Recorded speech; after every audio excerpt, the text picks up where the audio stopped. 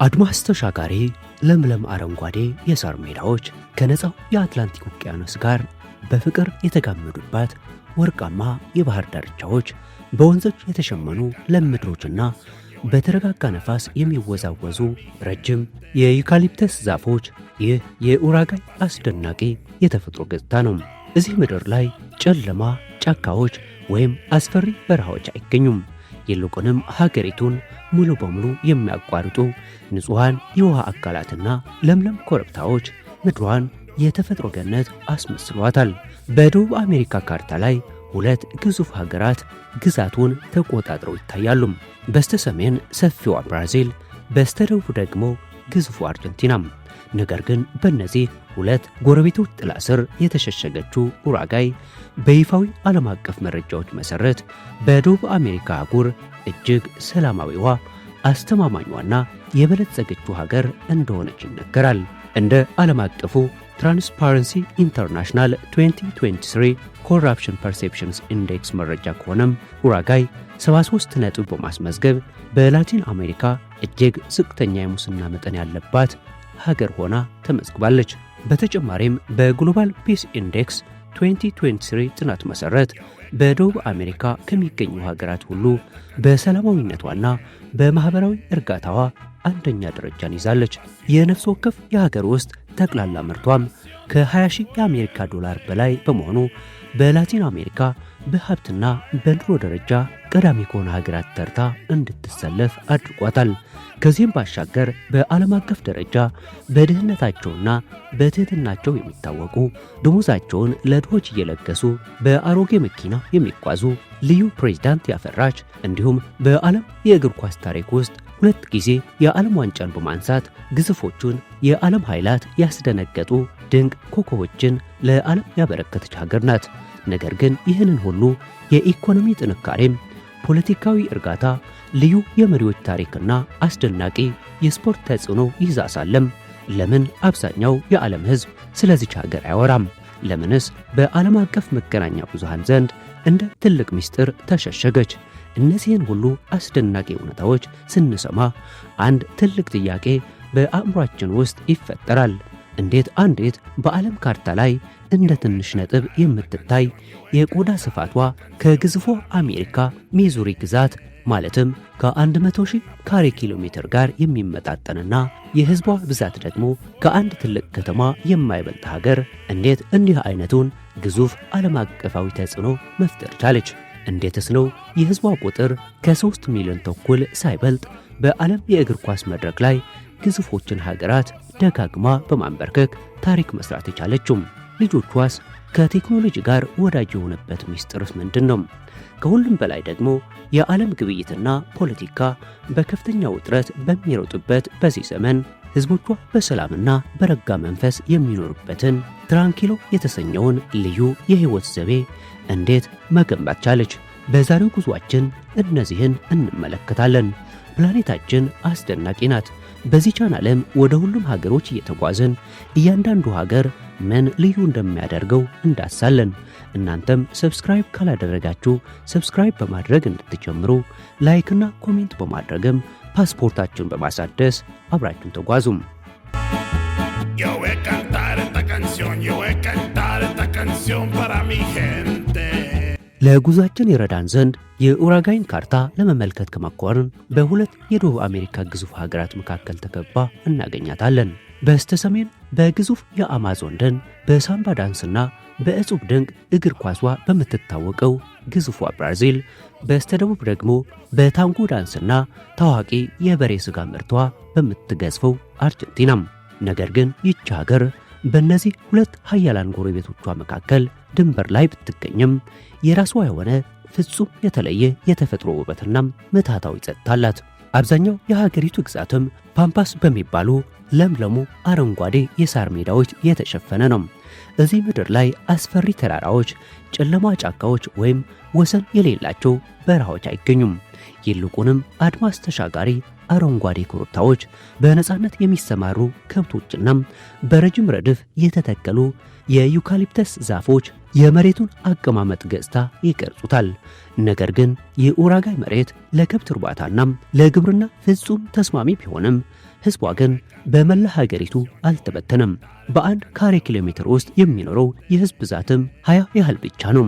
ይህም ማለት ወደ ሀገሪቱ የውስጥ ክፍል ዘልቀው ሲጓዙ ለረጅም ሰዓታት ምንም አይነት የሰው ልጅ እንቅስቃሴ ሳያዩ በተረጋጋ ተፈጥሮ ውስጥ ብቻ ለመጓዝ ይገደዳሉ።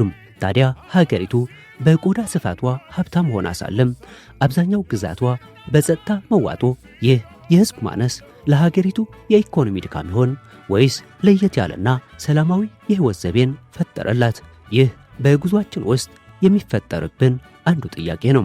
ኡራጋይ የሚለው ስም የመጣው ከጥንታዊው የጓራኒ አቦሪጂናል ቋንቋ ሲሆን የታሪክ ተመራማሪዎች እንደሚያስረዱት የስሙ ትርጉም የተቀቡ አዕዋፋት ወንዝ እንደማለት ነው። ነገር ግን ይህ ስም የሚያመለክተው የወንዙን ውበት ብቻ አይደለም፣ ይልቁንም የሀገሪቱን ብሔራዊ ማንነትና የስነ ልቦና መሰረት ይገልጻል። ኡራጋይ በታሪኳ ሙሉ ከትልልቅ ሀገራት ጋር ስትታገል የኖረች ሀገር በመሆኗ ህዝቦቿ በነጻነትና በራስ መተማመን ላይ የተመሰረተም ጠንካራ ማንነትን ገንብተዋል። ነገር ግን ይህ አገራዊ ፍቅርና ኩራት የመነጨው ከጦርነት አሸናፊነት ወይም ከወታደራዊ ጉልበት ሳይሆን በምንም አይነት የውጭ ኃይል ጫና ስር ላለመውደቅ ካላቸው የጸና የነጻነት ፍላጎት ነው። በ18ኛው ክፍለ ዘመን የስፔንና የፖርቹጋል ኤምፓየሮች በኋላ ደግሞ ብራዚልና አርጀንቲናም ይህን ለም ምድር ለመቆጣጠር ቢሻሙም የአካባቢው ህዝብና ጋውቾ በመባል የሚታወቁት የፈረስ ጋላቢ እረኞች ለማንም ላለመገዛት ባሳዩት የማያወላውል ጽናት ሳቢያ ኡራጋይን በሰላም መግዛት እንደማይቻል ግልጽ ሆነም። በዚህ ምክንያት እንደ አውሮፓ አቆጣጠር በ1828 በሁለቱ ግዙፍ ሀገራት መካከል ሰላም እንዲወርድ ሲባል ኡራጋይ በፖለቲካዊና ዲፕሎማሲያዊ ስምምነት ነፃና ገለልተኛ ሀገር ሆና እንድትቆም ተደረገም። ስለዚህ የኡራጋይ ሀገራዊ ማንነት የተገነባው በደም መፋሰስ ሳይሆን በህዝቧ የማይበገር የነጻነት መንፈስ የተገኘን ሰላምና ዲሞክራሲ በማስከበር ላይ ነው። ይህም ታሪካዊ አጋጣሚ ሀገሪቱ የኋላ ኋላ በደቡብ አሜሪካ የሰላም የፍትህናም የታዋቂው ትራንኪሎ የተሰኘው ሰላማዊ የህይወት ዘይቤ ማዕከል እንድትሆን ትልቅ መሰረት ጥሎላታል። የኡራጋይ ድንቅ ታሪክ ከጂኦፖለቲካዊ አቀማመጧና ከታሪካዊ አመሰራረቷ ባሻገር ወደ ህዝቧ ዕለታዊ ህይወት፣ ማህበራዊ ፍልስፍናና ልዩ ባህል ይዘልቃል። የኡራጋይን ማህበረሰብና የህይወት ዘይቤ በጥልቀት ለመረዳት በመጀመሪያ ማቴ የተባለውን ባህላዊና የተቀደሰ የሙቅ መጠጥ በጥልቀት ማወቅ ያስፈልጋል። ማቴ ከልዩ ቅጠላቅጠል የሚዘጋጅ በክብ የእንጨት የሸክላ ወይም የቡሽ ዕቃ ተደርጎ በብረት ዕቃ የሚጠጣ መጠጥ ሲሆን ለኡራጋውያን ተራ መጠጥ ብቻ ሳይሆን የማህበራዊ ትስስር፣ የእኩልነትናም የሰላም ዋና ምልክት ነው። በዋና ከተማዋ ሞንቴቪዲኦ ጎዳናዎች፣ በባህር ዳርቻዎች፣ በፓርኮች፣ በሥራ ቦታዎችና በተለያዩ የህዝብ መሰብሰቢያዎች የሚጓዝ ማንኛውም ሰው ከክንዱ ስር የሞቀ ውሃ የያዘ ፍላስክና በሌላ እጁ ማቴ ሳይዝ አይታይም። ይህ በየቀኑ የሚታይ እውነተኛ የህይወት ክስተት ነው። በኡራጋይ ባህል ማቴን ለብቻ መጠጣት ይቻላል። ነገር ግን ከወዳጅ ዘመድ ጋር በዙሪያ ተቀባብሎ መጠጣት ትልቅ የፍቅር፣ የእንግዳ ተቀባይነትና የሰዎች እኩልነት መገለጫ ተደርጎ ይወሰዳል። ይህ መጠጥ ሰዎችን ያቀራርባል፣ የዕለት ተዕለት ጭንቀትን ያስወግዳል፣ እንዲሁም ሰዎች በረጋ መንፈስ እንዲወያዩናም እንዲነጋገሩ ትልቅ ድልድይ ይፈጥራል። ይህ የእኩልነት የትህትናናም የቀላል ህይወት ፍልስፍና በሀገሪቱ የፖለቲካ መሪዎች ዘንድም በተግባር ታይቷል።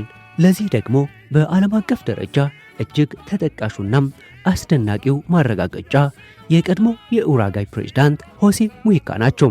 ፔፔ ሙሂካ በመባል የሚታወቁት እኚህ ድንቅ መሪ በዓለም አቀፍ መገናኛ ብዙሃንና በዓለም አቀፍ ማህበረሰብ ዘንድ በዓለም እጅግ ድሃው ፕሬዝዳንት ተብለው ይጠሩ ነበር። ነገር ግን እሳቸው ይህንን መጠሪያ አይቀበሉትም።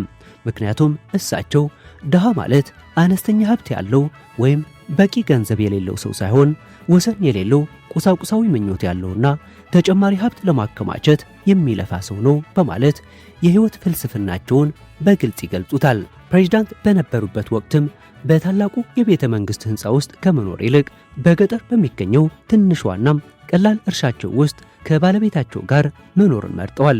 ከሀገሪቱ ከሚከፈላቸው ወርሃዊ ደሞዝ 90% ያህሉን ለድሆች፣ ለአነስተኛ ነጋዴዎችና ለቤት ሰሪዎች ይለግሱ ነበር። ይበልጥ የሚያስገርመው ደግሞ በየቀኑ ወደ ሥራ ቦታቸው የሚጓዙት በታጠቁ ዘመናዊ አጃቢዎች ሳይሆን እንደ አውሮፓ አቆጣጠር በ1987 በተሰራች አሮጌ የቮልስዋገን ቢትል ሰማያዊ መኪናቸው ነበር። ይህ አይነቱ የመሪዎች ትህትናና የሕዝብ ወገንተኝነት በዓለም ፖለቲካ ውስጥ እጅግ የሚያስደንቅ ታሪክ ሆኖ ተመዝግቧል። ነገር ግን የኡራጋይ ድንቅ ነገሮች በማኅበራዊ ሕይወቷ በሰላማዊና በትሑት ፖለቲካዋ ብቻ የሚያበቃ አይደሉም። የሕዝቧ ብዛት ከ3.5 ሚሊዮን የማይበልጠው ይህች ትንሽ ሀገር በዓለም የእግር ኳስ ታሪክ ውስጥ የማይደመሰስ ግዙፍ አሻራናም የወርቅ ታሪክ አኑራለች። ኡራጋይ በ1930 እንደ አውሮፓ አቆጣጠር የመጀመሪያውን የዓለም ዋንጫ ያስተናገደችናም የመጀመሪያዋ የዓለም ዋንጫ አሸናፊ ሆና የሰራች ሀገር ናት። ነገር ግን በዓለም ስፖርት ታሪክ ውስጥ እጅግ አስደናቂውና አስገራሚው አጋጣሚ የተከሰተው በ1950 እንደ አውሮፓ አቆጣጠር በብራዚል አስተናጋጅነት በተካሄደው የዓለም ዋንጫ ፍጻሜ ጨዋታ ነበር። በወቅቱ በግዙፍና በዓለም የታወቀው የማራካና ስታዲየም ውስጥ ከ200 ሺህ በላይ የሚሆኑ የብራዚል ደጋፊዎች በተገኙበት ብራዚል ዋንጫውን በቀላሉ እንደምታነሳና ሀገሪቱ በሙሉ እንደምትደሰት ሙሉ በሙሉ ተገምቶ ነበር። የሀገሪቱ ጋዜጦችም ጨዋታው ከመደረጉ በፊት ብራዚልን አሸናፊ አድርገው አሳትመው ነበር። ነገር ግን የኡራጋይ ብሔራዊ ቡድን ተጫዋቾች ባልተጠበቀ ሁኔታም በከፍተኛ ስነ ልቦናና ፍጹም በሆነ ቁርጠኝነት ብራዚልን 2-1 በማሸነፍ መላዋን ብራዚል በደስታ ፋንታ በታላቅ ልቅሶ፣ ድንጋጤና ዝምታ ውስጥ ከተቷት። ይህ በዓለም ስፖርት ታሪክ ውስጥ ትልቁ ድንገተኛ ክስተት በእግር ኳሱ ዓለም ማራካናዞ በመባል እስከ ዛሬ ድረስ ይታወቃል። ኡራጋይ አሁንም ቢሆን እንደ ዲያጎ ፎርላን፣ ሉዊስ ሱዋሬዝ እና ኤዲንሰን ካቫኒ ያሉ የዓለም ድንቅና አንጸባራቂ ኮከቦችን ለዓለም ማፍራቷን ሳታቋርጥ ቀጥላለች።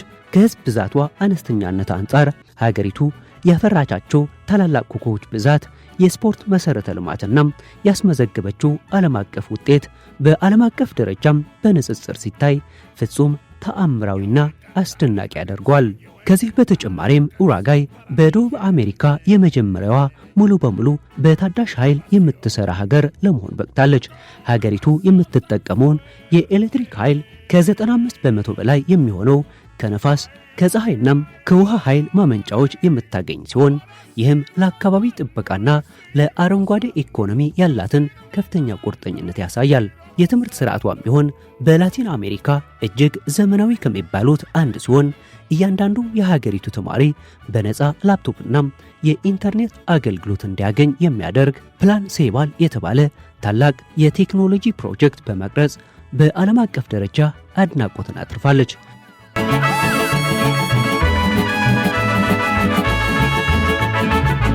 ኡራጋይ በደቡብ አሜሪካ እምብርት ውስጥ የምትገኝ የሰላም፣ የዲሞክራሲ፣ የትህትናም የቴክኖሎጂ እድገትናም የትልቅ ህልም ምድር ናት።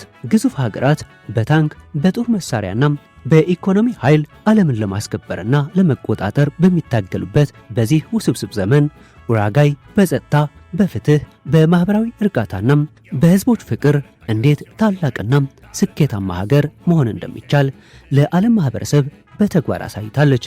ይህች አነስተኛ ሀገር ያስመዘገበችው ድልናም የህይወት ዘይቤ ለሌሎች የዓለም ሀገራት ትልቅ ትምህርትና አርአያ የሚሆን ድንቅ ታሪክ ነው። ታዲያ የኡራጋይ አስደናቂ የስኬት ጉዞና ማህበራዊ መሰረት በቅርበት ለመመርመር ስንሞክር የዚች ሀገር ምስጢር በኢኮኖሚ ጥንካሬዋ ወይም በእግር ኳስ ድሏ ላይ ብቻ የተገደበ እንዳልሆነ እንረዳለን። ይልቁንም የኡራጋይ ትልቁ ጥንካሬ የሚመነጨው ለዘመናት ከገነባችው ጠንካራ የህግ የበላይነት፣ ከዘመናዊ የትምህርት ስርዓትና ከላቀ የቴክኖሎጂ አጠቃቀም ነው። በላቲን አሜሪካ አህጉር ውስጥ ያሉ በርካታ ሀገራት በፖለቲካዊ አለመረጋጋት፣ በወታደራዊ መፈንቅለ መንግስትና በማህበራዊ መስቀልቅል ውስጥ በወደቁበት ወቅት ኡራጋይ የዲሞክራሲ ስርዓቷን አጠናክራ በመቀጠል የታመነች የሰላም ደሴት መሆን ቻለች። ይህ ደግሞ በድንገት የተከሰተ አጋጣሚ ሳይሆን በሀገሪቱ ታሪክ ውስጥ የተተከለም ጥበበኛ አመራርና የማህበረሰብ ፍልስፍና ውጤት ነው። በ20ኛው ክፍለ ዘመን መጀመሪያ ላይ በፕሬዝዳንት ሆሴ ባትሌ ያ ኦርዶኔዝ መሪነት የተካሄዱት ታላላቅ ማህበራዊና ኢኮኖሚያዊ ማሻሻያዎች የኡራጋይን የወደፊት ዕጣ ፈንታ ሙሉ በሙሉ ቀይረውታል። በወቅቱ ኡራጋይ በላቲን አሜሪካ የመጀመሪያዋ ነፃናም ዓለማዊ ሀገር ሆና ተመሰረተች። መንግስትና ሃይማኖት በግልጽ እንዲለያዩ ተደረገም። ይህም ህዝቡ በነፃነት በግል እምነትና በእኩልነት ላይ የተመሰረተ ማህበራዊ ህይወት እንዲኖረው በር ከፈተም። በተጨማሪም የሴቶችን መብት በማስከበር የ8 ሰዓት የሥራ ጊዜን በህግ በማጽደቅ ነፃ የህዝብ ትምህርትና ነፃ የሕክምና አገልግሎትን በመዘርጋት ኡራጋይ በዘመኑ ከነበሩት በርካታ የአውሮፓ ሀገራት እንኳን የሚበልጥ ዘመናዊ የማህበራዊ ደህንነት ስርዓት መገንባት ቻለች። ይህ ታሪካዊ ውሳኔም በህዝቡ ዘንድ በመንግስትና በህግ ላይ ከፍተኛ እምነት እንዲፈጠር አድርጓል። ለኡራጋይ ዘመናዊ ስኬት ሌላው እጅግ ግዙፍና በዓለም አቀፍ ደረጃ አድናቆትን ያተረፈው መሰረት የትምህርት ስርዓቷና የቴክኖሎጂ አብዮቷ ነው። በ2007 እንደ አውሮፓ አቆጣጠር ፕላን ሴባል የተባለም ታላቅ ሀገራዊ ፕሮጀክት ይፋ አደረገች። የዚህ ፕሮጀክት ዋና ዓላማ በሀገሪቱ ውስጥ የሚገኙ እያንዳንዱ የመጀመሪያና ሁለተኛ ደረጃ ትምህርት ቤት ተማሪዎች ነፃ ላፕቶፕና ፈጣን የኢንተርኔት አገልግሎት እንዲኖራቸው ማድረግ ነበር። ይህ ፕሮጀክት በዓለም አቀፍ ደረጃ እያንዳንዱ ተማሪ አንድ ላፕቶፕ እንዲኖረው በማድረግ ኡራጋይን የመጀመሪያዋ የዓለም ሀገር አደረጋት።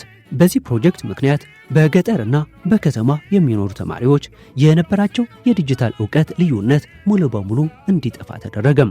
ዛሬ በኡራጋይ የሚገኙ ወጣቶች ገና በለጋ ዕድሜያቸው የኮምፒውተር ፕሮግራሚንግ፣ የሶፍትዌር ልማትና የሮቦቲክ ዕውቀትን እንዲያገኙ አስችሏቸዋል።